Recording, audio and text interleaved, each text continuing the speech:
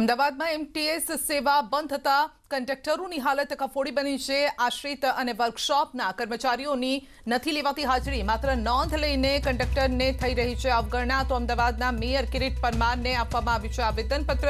બસો શવવાહિનીનું 80,000 ભાડું ચૂકવાય, તેના કરતાં એમટીએસ બસનો કરવામાં આવે ઉપયોગ।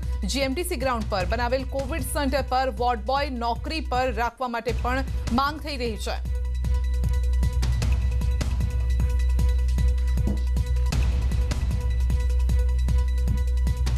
તો એમટીએસ સેવા બંધ થતા કંડક્ટરોની હાલત કફોડી બની રહી છે।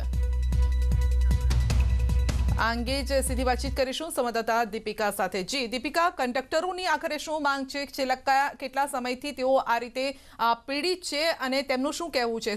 શું સોલ્યુશન હોઈ શકે?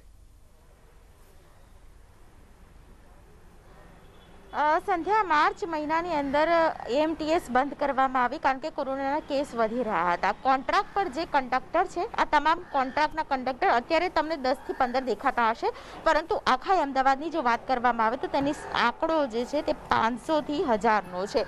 એટલે 500 થી 1000 જેટલા જે કોન્ટ્રાક્ટ કંડક્ટર છે તેમની પાસેથી કોઈ પણ પ્રકારનું કામ નથી લેવામાં આવતું। છેલ્લા 1.5 મહિનાથી તેમને પગાર પણ નથી મળ્યો કારણ કે તેઓ કામ નથી કરતા। કામ કરે, તેમની જો નોંધ લેવાય, તેમની જો હાજરી પુરાવવામાં આવે તો તે પ્રમાણે તેમને પગાર આપવામાં આવે છે। તે પગાર પણ કેટલો?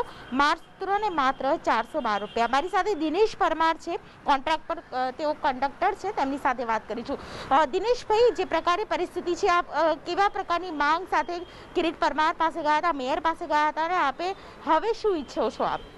હું 26 તારીખે અમારા મિત્રોને, સાથી મિત્રોને લઈ અને 26 દિવસનું કામ મળે, રોજગારી મળે અને એ સાથે સાથે અત્યારે હાલની પરિસ્થિતિ મુજબ પહેલી પ્રાયોરિટીમાં કે અમને પગાર આપવામાં આવે, કેમ કે એમટીએસના કાયમી કર્મચારીઓને અને અધિકારીઓને બેસાડીને નોંધ રાખીને, એ લોકોની નોંધ રાખીને 35,000થી લઈને 1-1.5 લાખ રૂપિયા સુધીનો પગાર ચૂકવવામાં આવે છે।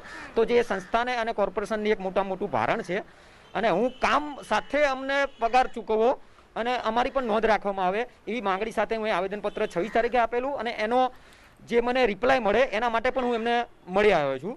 અને બીજી એક ખાસ વાત જણાવવાની કે કિરીટભાઈ પરમાર મેયર સાહેબ એ ઠક્કરનગરના વોર્ડમાંથી ચૂંટાયેલા, એમની સાથે જ હું દિનેશભાઈ પરમાર, કોંગ્રેસ પાર્ટીએ મને ટિકિટ આપેલી અને એમની સાથે મારું ફોર્મ રદ કરવામાં આવેલું, એટલે એ સાથે પણ હું એમને સારી રીતે પરિચયમાં છું અને મેં એ રીતે આવેદનપત્ર મેં આપેલું। આવેદનપત્ર તો તમે આપી દીધું છે, તમામ કોન્ટ્રાક્ટર કંડક્ટર વતી પણ તમે આગળ આવ્યા છો, પરંતુ મને એ કહેશો દિનેશભાઈ કે જે પ્રકારની પરિસ્થિતિ સર્જાઈ છે તે પરિસ્થિતિની અંદર છેલ્લા 1.5 મહિનાથી આ તમામ લોકોનું ઘર નથી ચાલતું કારણ કે તેમને પગાર નથી મળ્યો।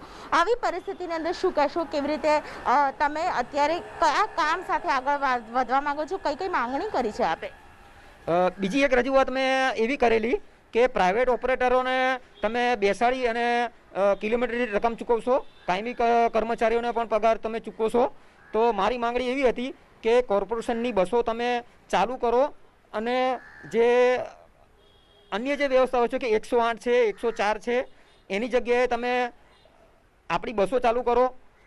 એમ્બ્યુલન્સ 104 અને 108 ઓછી પડતી હોય પણ ડેડ બોડી માટે એમ્બ્યુલન્સો કે સબવાહિનીઓની જરૂર છે, તો એએમસીએ 200, મારા જાણકારી મુજબ અમારો એમટીએસનો સ્ટાફ છે 90% કાયમી સ્ટાફ છે, એ ફાયર બ્રિગેડમાં અને ઘણા બધા ક્ષેત્રમાં છે। એટલે એ સ્ત્રોત દ્વારા મને પાકી માહિતી મળી છે કે 200 ગાડીઓ ડેડ બોડી માટે આ લોકોએ ભાડે લીધી છે અને 80,000 રૂપિયાનું એમને ભાડું ચૂકવવામાં આવે છે। તો મેં એવી રજૂઆત કરી છે કે અમારો જે ફાલતુ જે સ્ટાફ છે જેને ફાજલ બેસાડી રાખ્યો છે અને બીજો જે તમે બેસાડીને પગાર આપો છો, તો એ કર્મચારીઓને અને એમટીએસની બસોને, બીઆરટીએસની બસોને ડેડ બોડી માટે તમે ઉપયોગ કરી શકો છો અને અમારા સ્ટાફનો પણ તમે ઉપયોગ કરી શકો છો। અમે કામ કરવા માટે કોવિડ સેન્ટરમાં તૈયાર છીએ અને બીજી જાહેર વ્યવસ્થા, પાર્કિંગ વ્યવસ્થાઓ છે, બીજી ઘણી બધી સવલતો છે।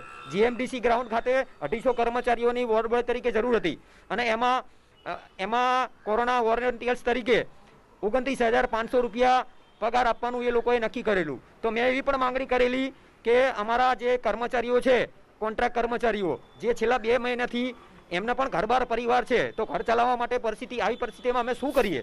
તો આવા સંજોગોમાં તમે અમને બોલાવી અને અમે એવી જગ્યાએ કામ કરવા તૈયાર છીએ। અમારે બેઠા પગાર નથી લેવો। એવી જ રીતે પ્રાઇવેટ ડ્રાઈવરો પણ છે, એમને પણ ઘરબાર છે।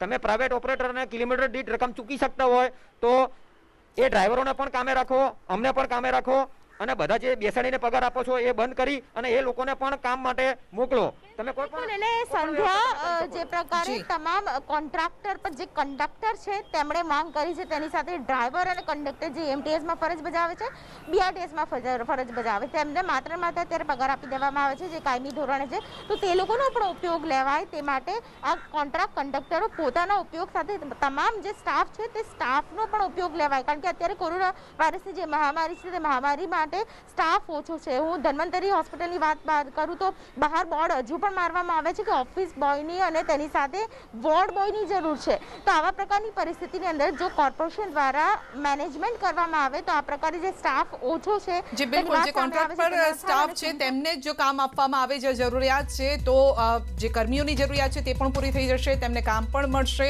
અને આર્થિક રીતે પણ તેમને ફાયદો થઈ શકે છે. દીપિકા, આભાર આપનો અમારી સાથે જોડાવા બદલ.